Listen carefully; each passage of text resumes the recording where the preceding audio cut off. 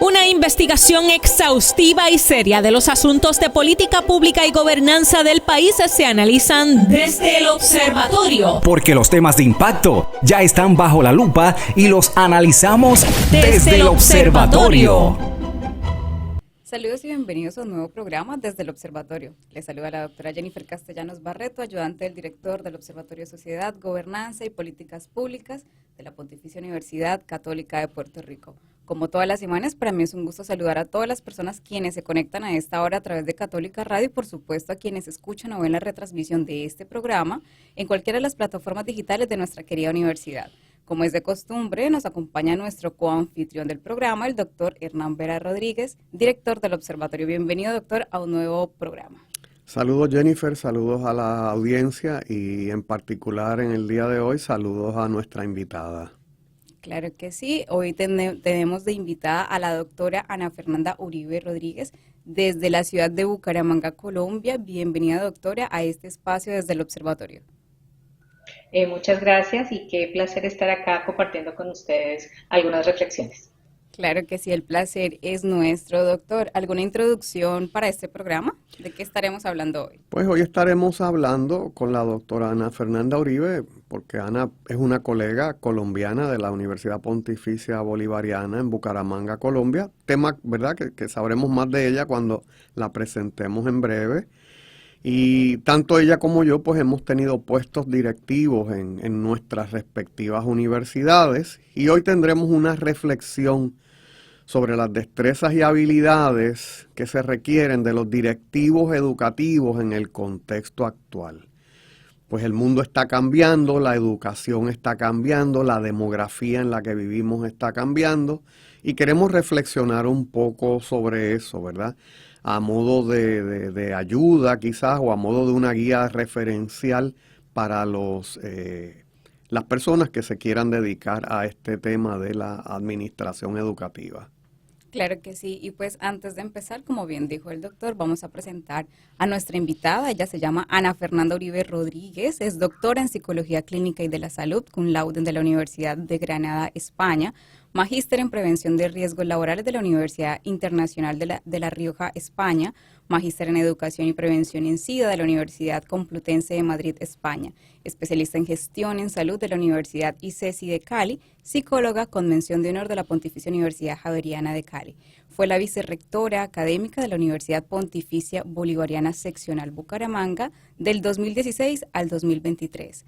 Es docente titular de la Facultad de Psicología, líder del programa de investigación Organizaciones, Sostenibilidad y Transformación Psicosocial, investigadora senior del Ministerio de Ciencias y Tecnología y Premio Nacional de Psicología al Desempeño Sobresaliente en Psicología del Colegio Colombiano de Psicología, más conocido como COLSIP.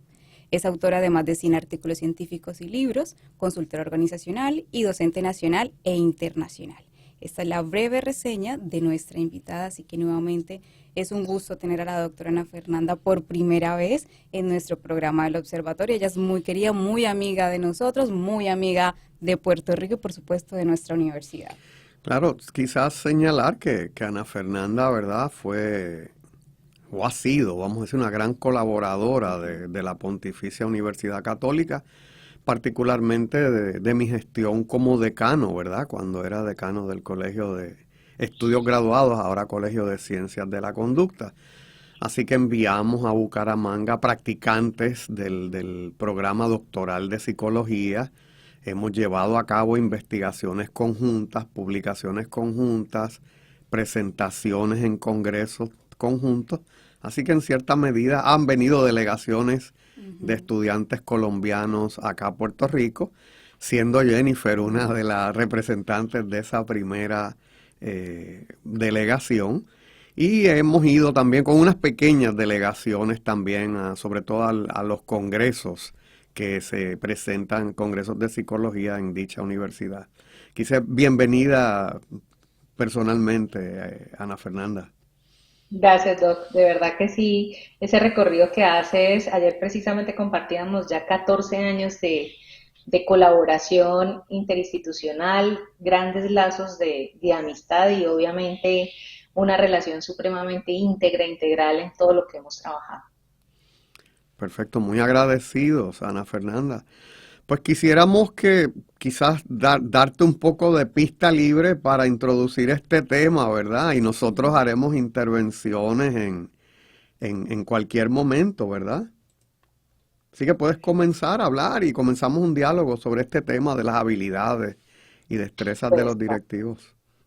pues mira, es un tema que en los últimos años me ha llamado mucho la atención, principalmente, no solo por los cargos que he tenido bajo mi responsabilidad o las asignaciones que he tenido en mis espacios laborales, no solo aquí en la Universidad Pontificia Bolivariana, sino también en otras universidades e instituciones. Y considero que es un tema de altísima responsabilidad social. Quiero empezar como Ujú, por ese tópico, porque en muchas ocasiones la gente cree que lo correcto en los procesos de selección o caminar por la vida profesional para alcanzar un cargo de dirección, coordinación o de liderazgo en el sector educativo solo debe estar basado a veces en el tiempo, ¿no? En el tiempo de vinculación que tienen las personas a esa institución. Y en todo este trayecto, que ya son más de 26 años de trabajo en instituciones educativas de educación superior y en una conexión muy cercana con los colegios, y en las revisiones e investigaciones que hemos hecho, un tema fundamental es la adecuada formación en la dirección de instituciones como tal en general. Es claro. decir, la formación que se realiza para gerenciar, liderar una organización es fundamental para cualquier profesional que quiera gestionar estos procesos de transformación y de cumplimiento de la visión y la misión organizacional. Y principalmente es porque la formación te permite una mirada amplia de lo que es una organización y la responsabilidad que tú tienes, no solo con tus colaboradores, que es lo que llamamos responsabilidad corporativa interna, sino también con el entorno.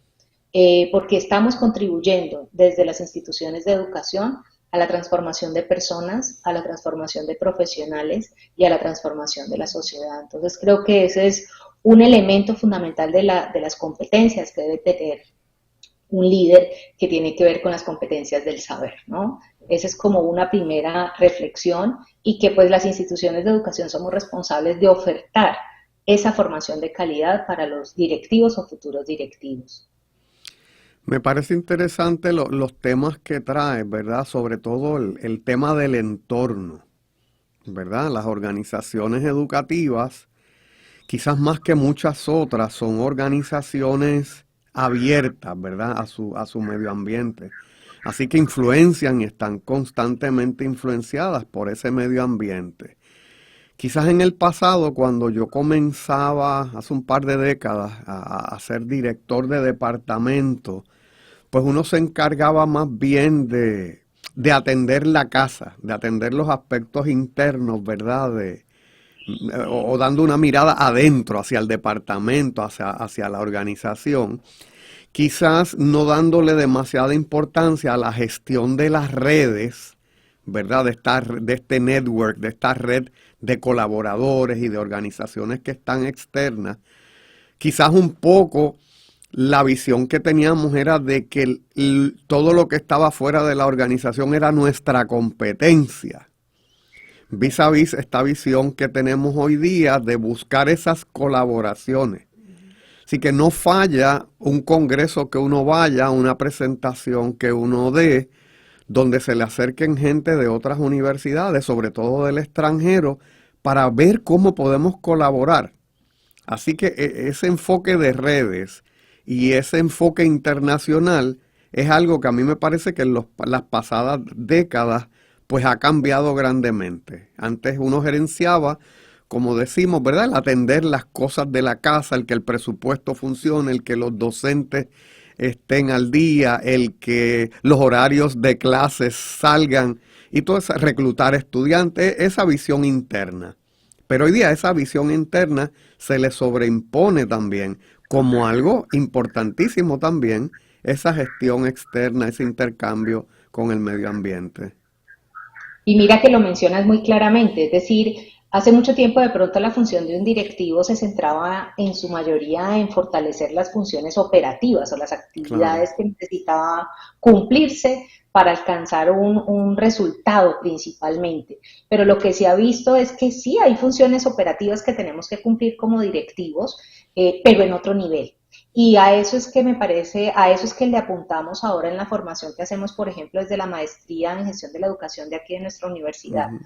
porque hay que tener el líder como tal, o el director, o el vicerrector, en este caso el mismo rector, tenemos que estar, somos los garantes de ese relacionamiento, de esa incorporación en la sociedad.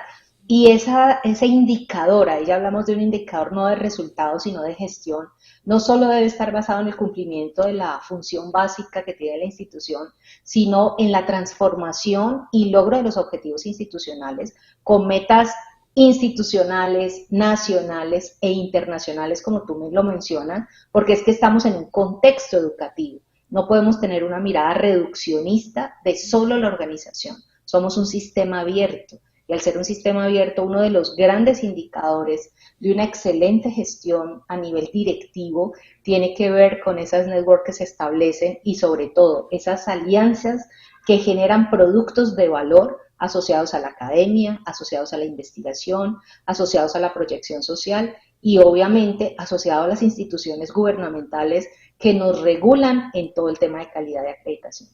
Claro, interesante. Jennifer. Sí, quizás hablando un poco de esa formación en la dirección, ¿cuál es también desde tu experiencia de la formación que bien brindan desde la universidad a las personas que deciden hacer la maestría? ¿Qué habilidades y qué destrezas son las principales en este contexto actual, ¿no? Dado el cambio de la tecnología, la globalización, la internacionalización y todos esos otros factores que se están considerando dentro de la educación.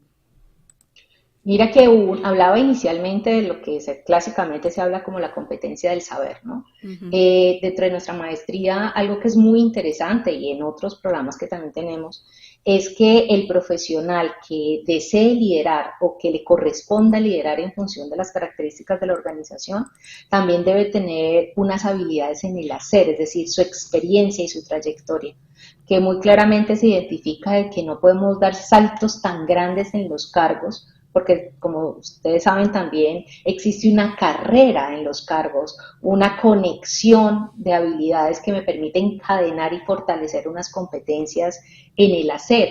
Y ese hacer está fortalecido en todo lo que son fortalezas o fortalecimiento de habilidades asociadas, por ejemplo, al liderazgo.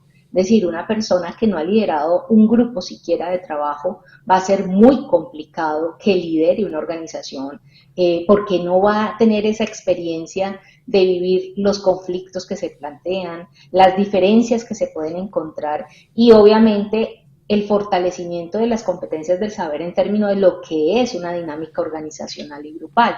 Precisamente hablábamos de 3 comportamientos fundamentales que debe tener un líder claros dentro de una organización. Uno, lo individual, es decir, qué sucede en las personas o colaboradores que tienes en tu organización, sus características como personas. En un segundo momento, cómo se dan esas dinámicas de grupo en las diferentes unidades en el sector educativo, llámese facultades, escuelas, áreas administrativas, áreas investigativas. Y en un tercer momento, lo que son ya habilidades en el manejo propio de la organización, donde está todo el tema de la tecnología. Tengo que tener una apropiación de tecnología y mucho más ahora en los últimos 3 años, donde el reto fue grandísimo, transformarnos o acelerar toda la incorporación de tecnología al sistema educativo. Pero también debo tener muy claro todo lo que es el sistema socioeconómico, financiero y político. Es decir, yo estoy en un contexto donde el mundo educativo se ha transformado significativamente, donde antes nuestra competencia hoy son nuestros aliados, y somos donde nosotros nos construimos como una red de apoyo. Imagínate nosotros aislados del mundo, donde hoy un indicador fundamental es la visibilidad y la internacionalización. Entonces, si no estamos en contexto, también limitamos el crecimiento y el desarrollo de nuestras organizaciones al solo pensar que es un tema de personas, que es un tema de grupos y perdemos el horizonte que es nuestra tarea como líderes o directores, el componente organizacional de tecnología, de políticas muy claras en cada uno de los procesos que manejamos, de todo el sistema de calidad, los procesos, los procedimientos. y obviamente todo el contexto, la competencia, los competidores, los proveedores, los usuarios, los nichos de mercado que también debemos conocer y manejar. Entonces es bien interesante cómo nosotros, dentro de las líneas que manejamos, por ejemplo, en la maestría, y que creo y que pues parte del éxito de este programa es establecer todo lo que es la gestión administrativa, la gestión pedagógica curricular y obviamente la gestión de la innovación. ¿Sí? 3 grandes palabras para mí: innovación, gestión y pedagogía, que deben estar articuladas en un líder. Porque si también no tiene esa fortaleza pedagógica y esa fortaleza de la innovación, ¿cómo transformamos, no? Ujú. Traes un punto interesante, Ana Fernanda, que es el de la carrera administrativa dentro de las instituciones educativas. Ujú. Y acá en el país se vive un contexto bien raro. Me dices tu experiencia en Colombia, y es que pues no hay muchas personas dispuestas a asumir este papel de liderazgo de las instituciones educativas. Es decir, vamos a decir, estos profesionales de mitad de carrera que se han dedicado a la docencia toda la vida y que en algunas ocasiones, ¿verdad?, la gerencia de la universidad o de las universidades, pues pudiera pensar que son candidatos a quizás formarse para luego ser directivos, pues muchas veces no quieren competir, no quieren asumir esos puestos. Y en Puerto Rico se ha visto pues una tendencia a nombrar personas que a veces no han agotado su tiempo en la carrera, no tienen el seniority suficiente, pues porque como no hay más nadie, se nombra ese tipo de personas, sobre todo a puestos directivos de primer nivel, directores de departamento y cosas de ese tipo, lo que a veces causa pues unos desfases. Me gustaría que nos explicaras la experiencia en Colombia. Nosotros acá tenemos, tanto en el sistema público como privado, pues unas políticas claras frente a todo lo de carrera administrativa o carrera profesional. Y eso ha generado algún nivel de control. Sin embargo, no tenemos una ruta de formación, porque no solo los cargos deben tener una cadena o una secuencia, sino también la ruta de formación. Entonces, en muchas ocasiones las rutas de formación son por cumplimiento de requisitos, más no por desarrollos de habilidades y competencias. En muchas organizaciones sí se maneja eso de cuál es la mejor persona o el perfil que se alinee para nuestra organización en un cargo determinado. Y son organizaciones que obviamente tienen un sistema de gestión humana muy bien estructurado, porque existen diferentes investigaciones y experiencias y casos empresariales donde se identifica claramente que una estructura organizacional muy bien hecha va a garantizar el crecimiento de la organización, lo que se llama la sostenibilidad, la productividad, pero también la calidad de vida de los trabajadores.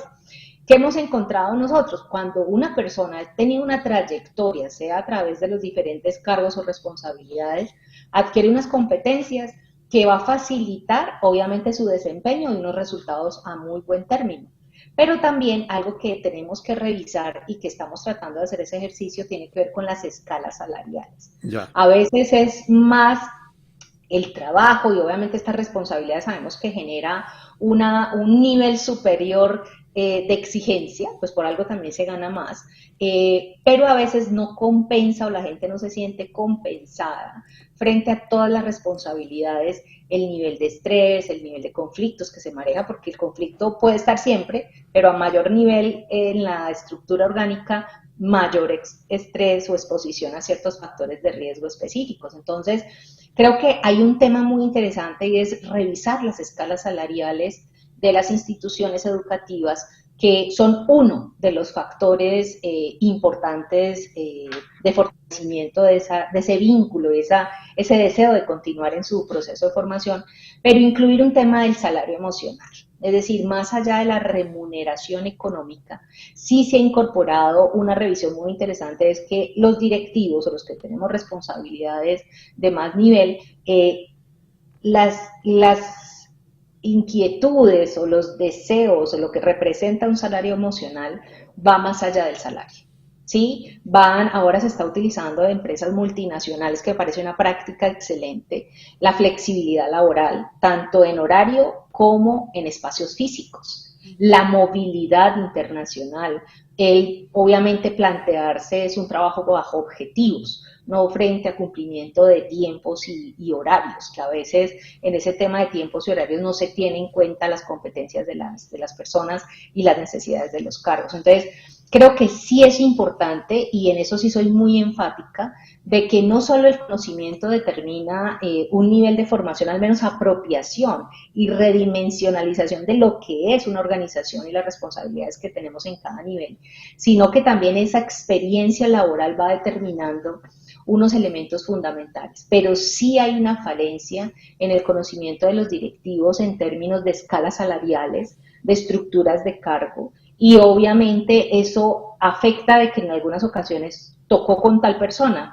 Yo creo que no es necesario que le toque a una persona, sino que se haga un muy buen proceso de selección y los resultados son evidentes. Es decir, cuando hay una claridad de cargos, perfiles, procesos de selección, de evaluación y remuneración, los resultados son espectaculares. Eso sí ya está comprobadísimo en diferentes organizaciones desde el punto de vista científico, investigativo, como desde el punto de vista operativo. ¿Algún comentario, doctor? No, simplemente quizás toca una pausa, ¿verdad? No, así que amigos, vamos a una pausa y volvemos en breve desde el observatorio. Desde el observatorio. Amigos, estamos de vuelta en Desde el Observatorio, hoy hablando sobre las destrezas y habilidades para los directivos educativos en el contexto actual con la doctora Ana Fernanda Uribe Rodríguez de nuestra querida Universidad Pontificia Bolivariana, seccional Bucaramanga. Doctor, ¿le gustaría dar algún contexto en este segundo segmento? Pues yo creo que debemos retomar la discusión que teníamos fuera del aire, ¿verdad? Donde hablábamos de cómo las diferencias generacionales afectan la visión que tienen los candidatos a directivos de las organizaciones educativas. Así que, Jennifer, tú tenías un planteamiento que nos gustaría comenzar por ahí. Bueno, quizás retomando un poco lo que hablaba la doctora Ana Fernanda sobre ese desfase a veces entre, ya sea entre esas competencias del ser, hacer y saber. Es muy común ahora que las personas más jóvenes, quizás de los que llevamos generaciones entre los millennials y los centennials, que se preparen mucho más, pero no tengan la experiencia, y a veces se chocan con contextos en los donde aspiran a un puesto en particular, pero por la falta de experiencia no pueden acceder o no pueden realmente tomar ese puesto justamente por la falta de experiencia que tiene. No sé si la doctora Ana Fernanda quisiera abundar un poquito sobre ese tema. Mira, este tema de las generaciones es un tema encantador porque nos ha permitido en todos estos años, como les decía, pues tengo más de 23 años de experiencia en el sector educativo, y cuando nosotros formamos profesionales vemos esas grandes diferencias, ¿no? Sus expectativas de vida, sus motivaciones, sus sueños, y creo que el contexto político y económico ha influenciado también demasiado. Ahora hay un fenómeno muy interesante político de muchos jóvenes en la política, y uno puede entrar como a cuestionar, ¿no? Como tan joven, ¿qué experiencia va a tener? Pero tienen otras competencias de pronto que las personas mayores no tenemos, ¿sí? Que es un nivel de persuasión más alto, adicionalmente están en el medio, ¿sí? Hay un mayor contacto con el medio. Yo creo que el tema de las generaciones cambia las organizaciones. Las generaciones es una forma de estar en contexto para nosotros, de conocer cómo han ido evolucionando, porque si vemos antes las organizaciones se planeaban a 10 años, ahora por todos estos cambios sociales y esta variabilidad que encontramos, las organizaciones están planteando máximo a 5 años, hay organizaciones que son hasta 3 años, y eso nos implica un nivel de flexibilidad al cambio altísimo que los jóvenes lo tienen. A mí me preguntan, ¿a usted le gusta trabajar con personas mayores o con personas jóvenes? Yo amo los equipos jóvenes porque están con el deseo, y en las carreras, como se habla en los planes de formación y de carrera, de las organizaciones están con toda la energía, con toda la iniciativa y obviamente no hay un sesgo. Pero creo que debe haber un equilibrio también porque la experiencia da otras habilidades de resiliencia, de resistencia, de claridad frente a ciertas pautas o interacciones que funcionan o no. Y ante ese cambio surge un reto en las instituciones de educación.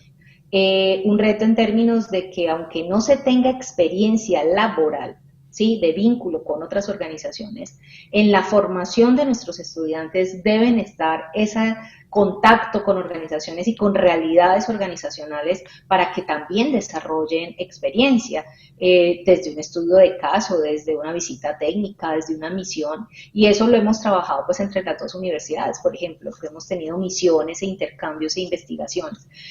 Yo creo que las exigencias ahora son muy fuertes para el nivel de edad de nuestros chicos, pero también veo que nuestros estudiantes de pregrado están llegando de 16, 17 años, es decir, casi que en plena adolescencia, salen muy temprano, es decir, a los 22 años ya son profesionales, ya con formación en especialización en maestría por las dinámicas que se establecen de la integración de los ciclos de pregrado, posgrado, y adicionalmente bilingües, porque es también una competencia que se exige a nivel ahora internacional y los chicos quieren viajar, salir.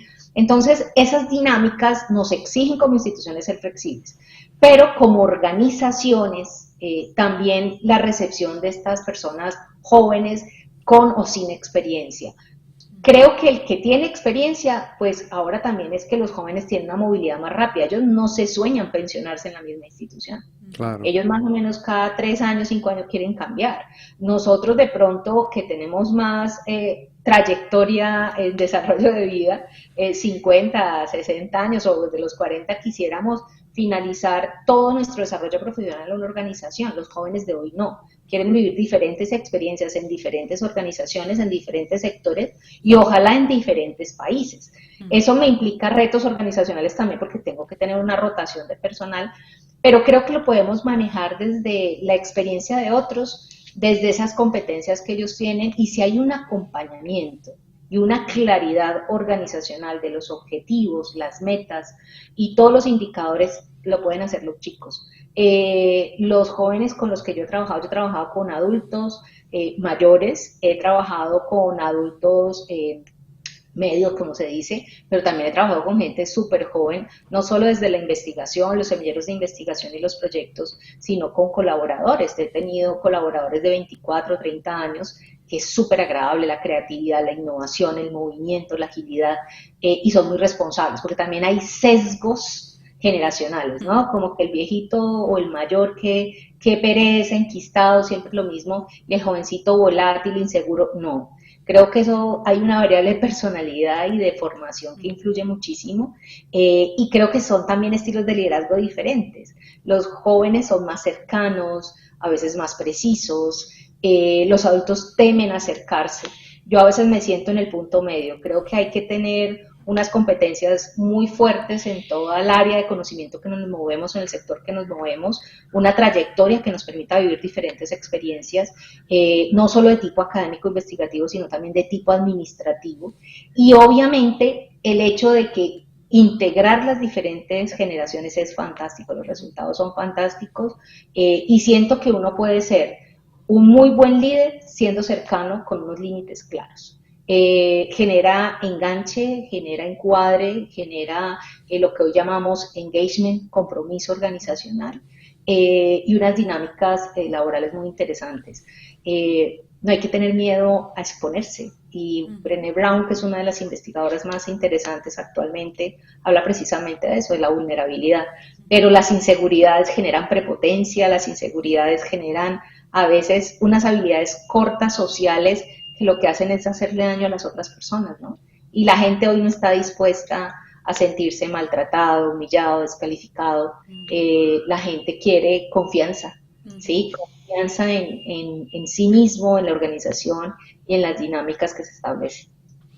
Fíjate que veo de lo que acaba de plantear la doctora Ana Fernanda, un rol interesante para la alta gerencia de las instituciones educativas Y es precisamente el gestionar ese equipo de trabajo multigeneracional y a veces quizás hasta internacional, ¿verdad? Y, Súper, y, claro. y es otro campo, ¿verdad? Es otro campo, ¿no? En los tiempos de los baby boomers, pues quizás todo el mundo era de la misma generación. Pero ahora, pues tener ese equipo, ¿verdad? De cambio que le genere, fíjate, aquí las instituciones acreditadoras, Ana Fernanda, exigen cierta mezcla en los grados que tienen, de donde los docentes obtuvieron sus grados.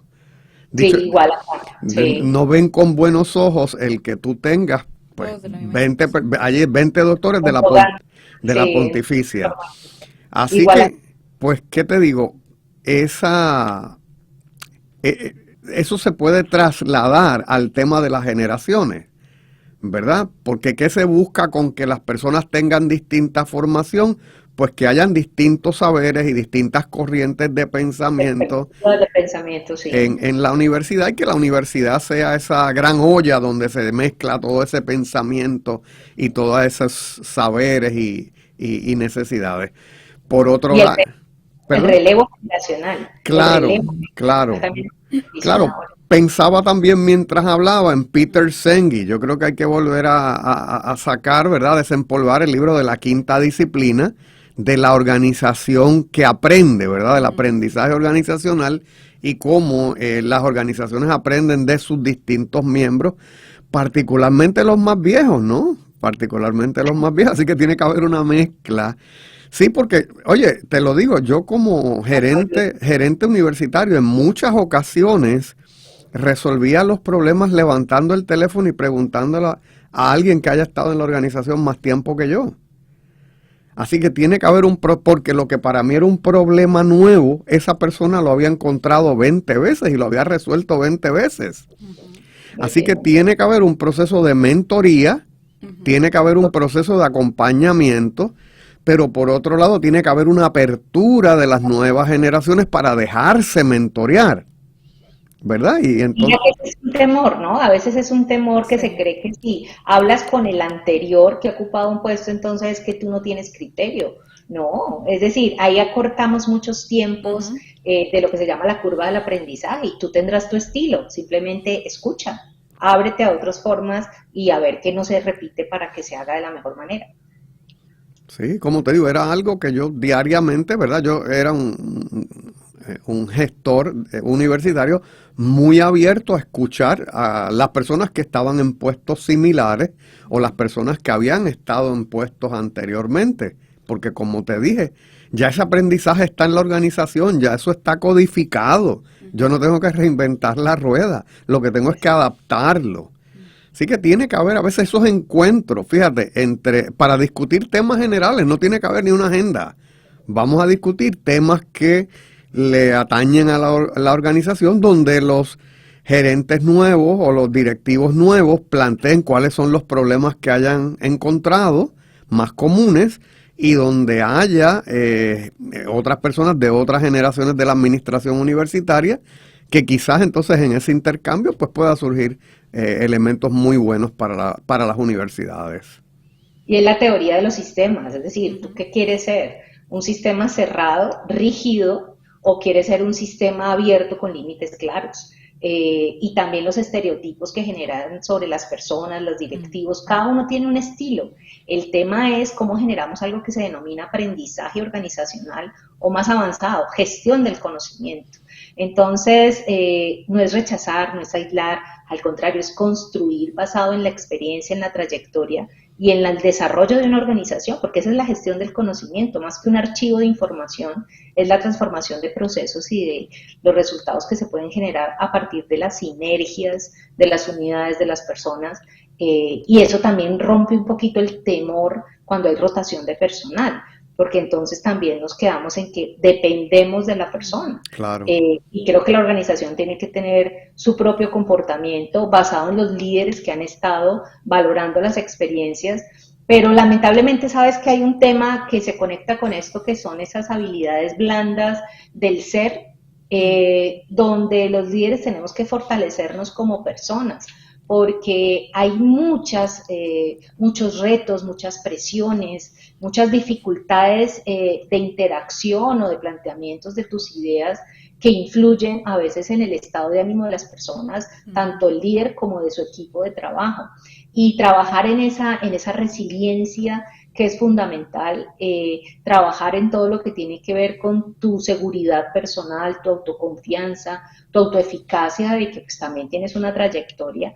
Y obviamente somos humanos, ¿no? Y existen esos celos y esas rivalidades normales en las organizaciones, pero no pueden ganarnos esas rivalidades individuales. Debemos tener un propósito claro como líderes, que es el tema de la responsabilidad corporativa, tanto interna como externa, y fortalecernos como personas y en esas individualidades, en nuestras carencias, en nuestras potencialidades, seguir gestionando nuestras emociones, que es un tema de tendencia para los líderes, ¿no? Gestiona tus emociones, porque en medio de tus inseguridades y vulnerabilidades pueden surgir cosas, pero lo que va a determinar tu éxito también, y lo mencionaba en alguna publicación, es el cómo tú manejas esas situaciones y cómo la transformas en una oportunidad para ti como persona, como profesional y como líder de una organización y el bienestar de esa organización. Mira, aquí traigo una experiencia, ¿verdad? Y es el tema, ¿te acuerdas, Jennifer, cuando discutimos las competencias laborales en el sector público, ¿verdad? Pues había una competencia transversal que hablaba de la vocación de servicio. Yo creo que el líder universitario o el líder académico en general no debe perder nunca de vista para qué está allí, ¿verdad? Y entonces estamos allí para servir a nuestros estudiantes. Para servir. Y sabes algo, perdona que te interrumpa, Hernán. Hay una frase muy linda de la formación jesuita y es ser más para servir mejor. Perfecto. Y a veces, y sabemos que eso está en las teorías motivacionales, hay muchas personas a veces que lo que les importa es el poder.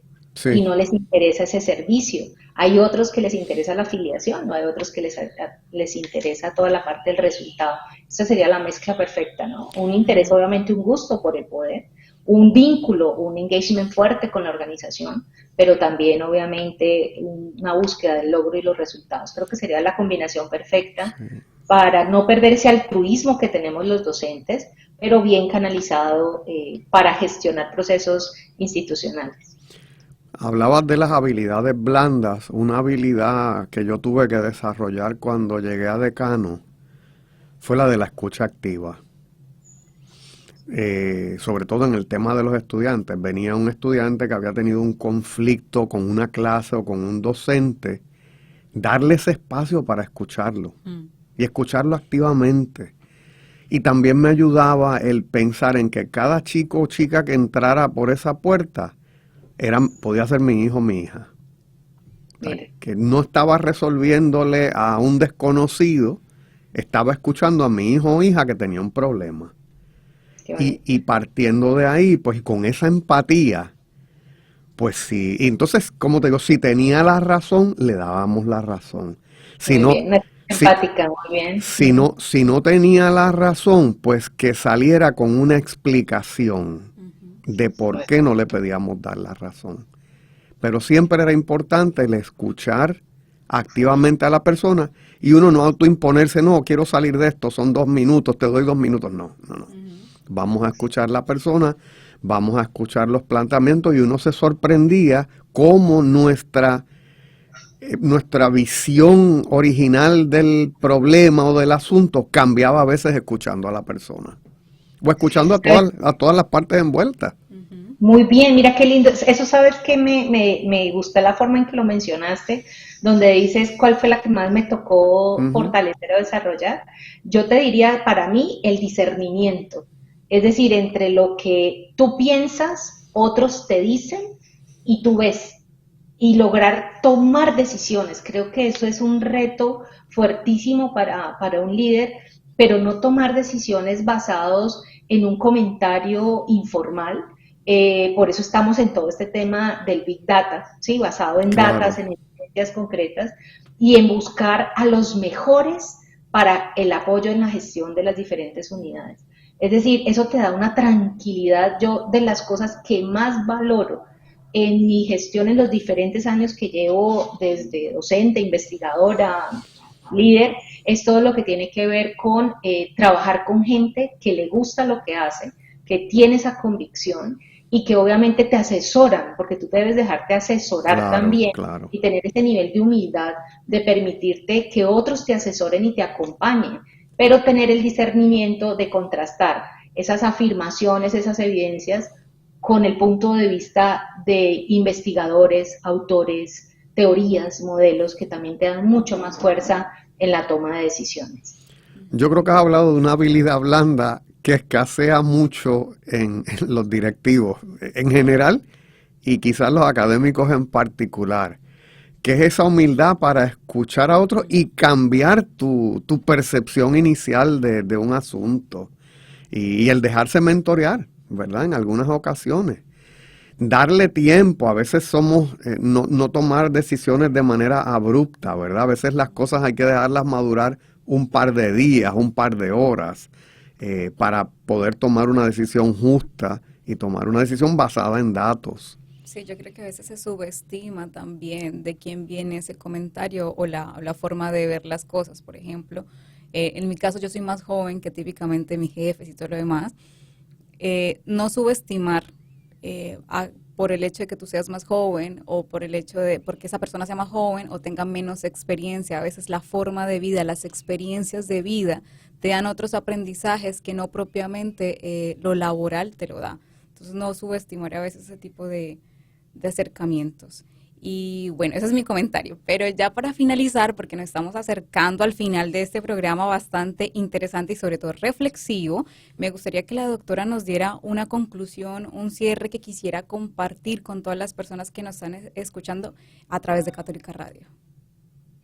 Mira, este espacio me ha generado un gusto muy, muy alto por compartir experiencia y por reflexionar también sobre tu gestión. Creo que para ser un líder educativo debes conocerte muy bien como persona, debes transitar en esa transformación, en esa cualificación como persona, debes fortalecerte como profesional y sobre todo debes conocer muy bien la organización o el rol que vas a desempeñar en esa organización.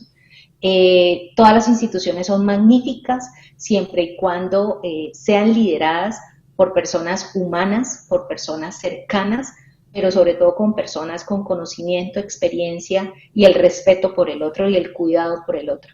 Siempre vamos a encontrar favoritos, personas que nos alaban, nos dicen cosas muy bonitas, pero también vamos a encontrar gente a la que no hacemos el feeling o el enganche que necesitamos, y eso está bien, eso hace parte de la diversidad, pero que eso no te haga flaquear como persona profesional, sino que generes transformaciones y convicciones, que trabajamos por una organización y que cuando estamos en estos cargos cedemos lo personal, ¿sí?, para contribuir al desarrollo de una organización y de una sociedad.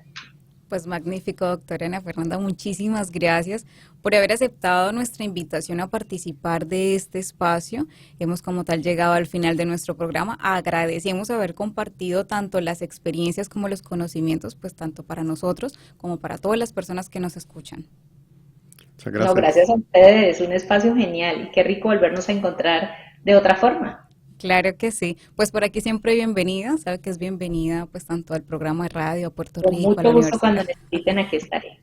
Pues muchísimas gracias. Les recordamos a todos nuestros amigos que nos siguen a través de Católica Radio que pueden ver este programa y todos los demás en YouTube, en el canal Huellas del Futuro, bajo la playlist Desde el Observatorio o en formato podcast en Spotify. Les agradecemos a todos por habernos acompañado hasta el final de este programa y nos vemos la próxima semana en un episodio más desde el Observatorio. Muchísimas gracias. Forma parte de nuestro análisis. Comparte tus opiniones con el panel. Comunícate con nosotros a observatoriopUCPR@pucpr.edu. Desde el Observatorio, una producción de la Pontificia Universidad Católica de Puerto Rico.